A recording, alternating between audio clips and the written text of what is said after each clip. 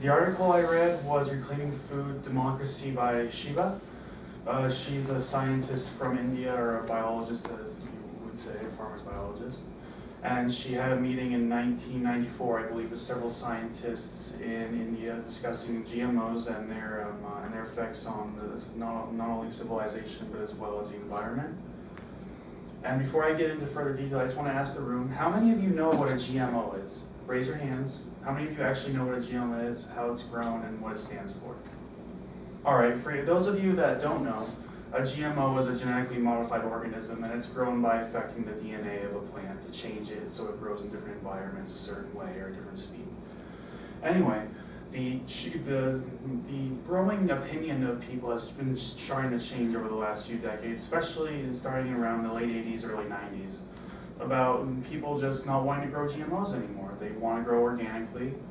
And Shiva mentions that back in around the late 80s in India, farmers had to grow GMOs because they didn't have the money to grow organically. It was cheaper to buy GMO seeds because they were more common and everything like that.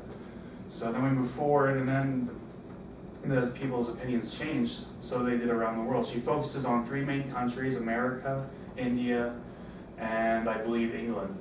And she discusses the different events that happened over a period of around 5 years between 1995 and 1999, before the turn of the century. Now, in India, a new movement started. I believe it was called Navdanya movement, to start growing, I believe it was the Group for Saving Seeds. Now what they did is they would save the organically grown seeds, the best of the year, the ones that, the plants that grew weak, they throw the seeds out and just keep the fruit as they were to sell to people to eat. But the fruit of the best fruit was saved for next year and put in what she called a seed barn, where farmers could simply go there if they didn't have the money and take seeds as they would a food bank. So they didn't have to pay those outrageous fees for organically grown food. Now, as they were doing this, there was a larger company that we all have heard of over the last few months called Monsanto. Well, they have a lot of crops that grow in England, America, and India. Now, in India, they have a policy where if you're growing GMOs, you have to tell the government where you're growing them. Well, Monsanto didn't tell them because they knew that the people's opposition was growing towards GMOs. So without the government's knowledge, they began to grow GMO crops in India. And when the government found this out, they actually went and burned the GMO crops because it was illegal against their company. And then they actually banned Monsanto from growing any more GMO products in their country.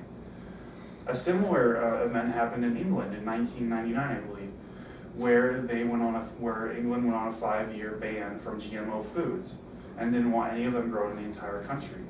Similarly, although we still grow GMOs in the U.S., we highly regulate them more than other countries, where we tell companies where to grow them, how to grow them, and when they can grow them, and what type of foods they're growing that are GMO.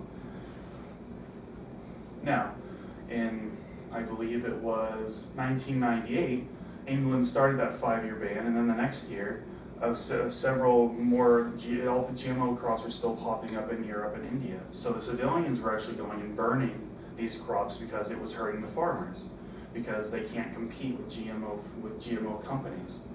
So the organic farmers and the civilians were trying to destroy these crops to ensure that they were growing only organic food in their country rather than GMOs.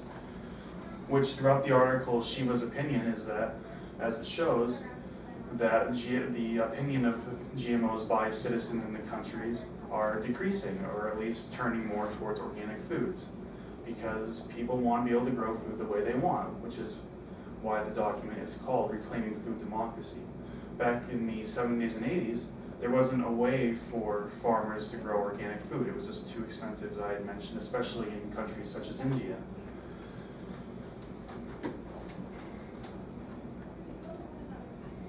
Now, another group that came about in both India and Britain was a group called Arise, and they were actually the group that helped organize these crop burning events and growing these, and working along with the Navdanya group in India to promote these seed barns and destroy GMO crops while ensuring that our organic farmers were provided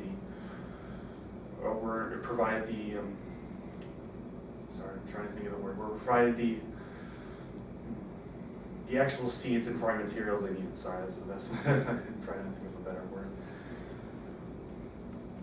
And that pretty much her overall statement is that the world is no longer controlled by GMO companies. It's a growing opposition has become to the point where people have reclaimed their food democracy and that they can choose the way they grow and how they grow the food that they have.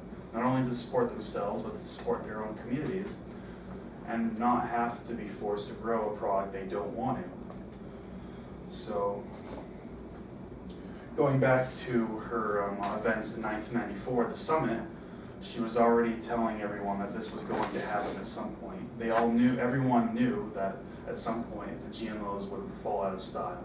And as they are today, so we know they are. And that's it. Great.